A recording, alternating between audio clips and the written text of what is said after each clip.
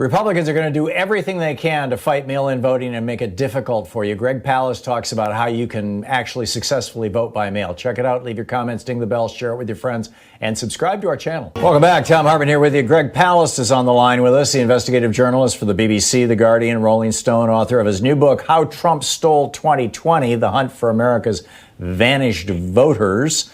GregPalast.com, Palast.com is his website. You can tweet him at Greg_Palast. And Greg, welcome back to the program. You say America is finally waking up to the difficulty of mail-in voting. What do we do? I'd like to talk about solutions to this problem. I get it that we've got a fairly advanced and sophisticated and successful program here in Oregon and Washington State and a few other states, but that there are a lot of states that are just fumbling along with this. We saw, some big problems with New York, for example, that Trump is citing. And there are, of course, Democratic strategists who suggest that the whole thing that Trump is trying to do right now is simply to undermine people's faith in mail-in voting. So people who are, unwilling to go to the polls, again, this extraordinary poll that shows that of those who say they will vote by mail, this is from MU Law Poll, 81% support Biden, only 14% of people who say they're going to vote by mail support Trump. That basically, all this stuff about mail-in voting is a way to try to discourage Democratic voters. So, give us your take on all this. Well, one, let's thank the Postmaster General for making it clear that they are trying to steal this election. But he's woken us up to the fact that, in fact, mail-in voting has never been successful in America outside the West Coast. But I'm talking about in America, where, as our president says, there's mail-in voting, which is what we have in Oregon, California, Washington, Hawaii, Colorado. I'm not talking to you guys. You're going to get your ballot in the mail automatically. I'm talking about America. And in America, that is places from Wisconsin, Michigan, Pennsylvania, North Carolina, Georgia, Arizona, our swing states. We have a terrible history with mail-in voting where 22% of ballots, mail-in votes, never get counted. Half of those because you don't receive them. What do? I want you to use absentee or mail-in voting because I don't want the people listening to die or for you to go and vote and then come back with a virus and kill grandma. What do? Number one, understand the problem. So most people who don't get their ballots, it's because you're not registered. Believe it or not, if the ballot isn't mailed to you, you can't mail it back. Sick rule.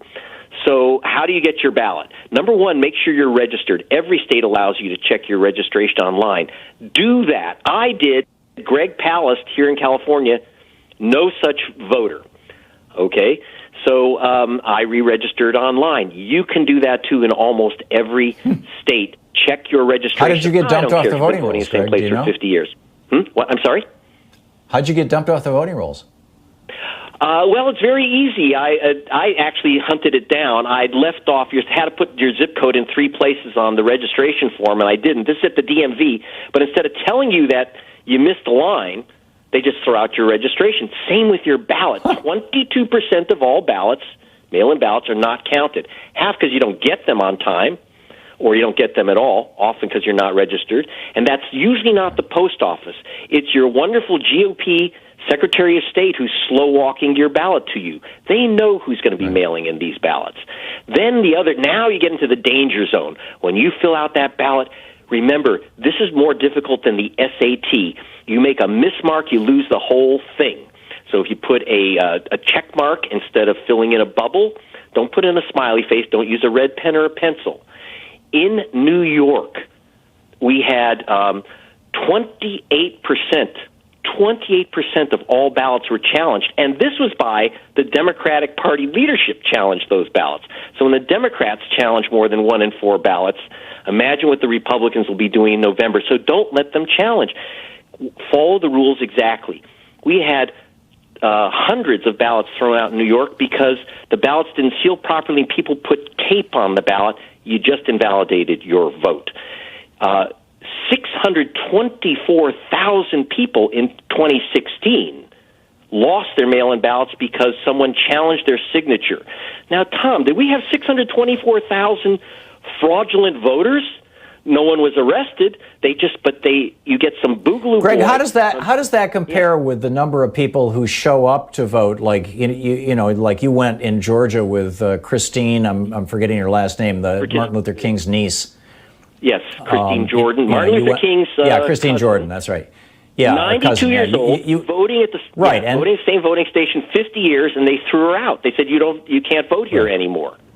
Right. So is the number of people who get provisional ballots or are purged from the list or try to physically vote in person roughly parallel to the number of people who don't successfully vote by mail?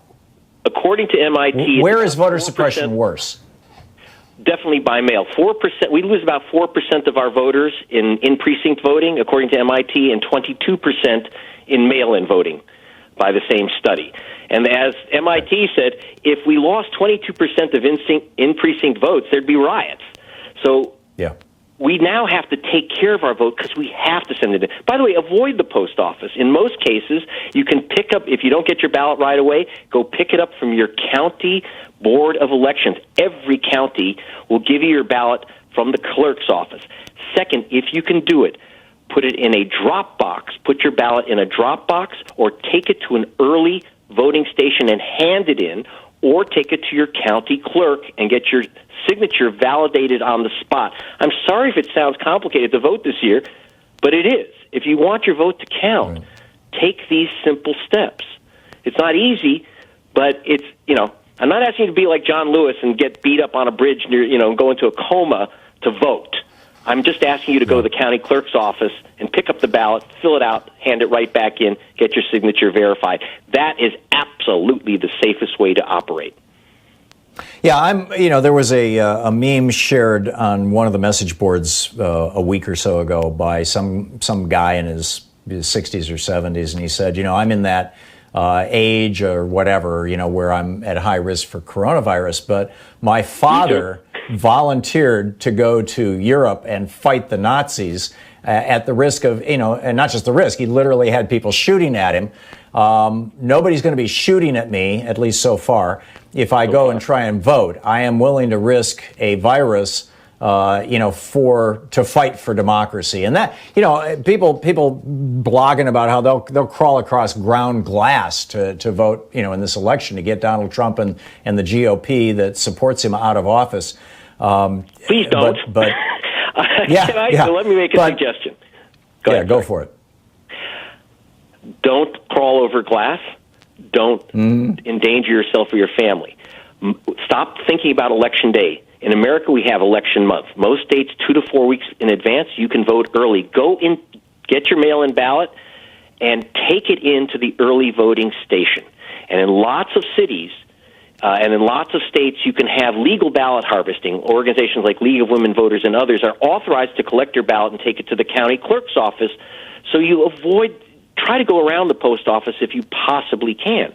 Drop boxes, early voting stations, the county clerk's office, that's where you get your ballot, and that's where you drop it off. Try to avoid the post office because it's one more place. It's not the only place you're in trouble, but the big one is once those votes get counted. And by the way, I'm sure that Trump's lawyers watched the Democrats challenge 1 in 4 ballots. This is after Andrew Cuomo says voting by mail is safe.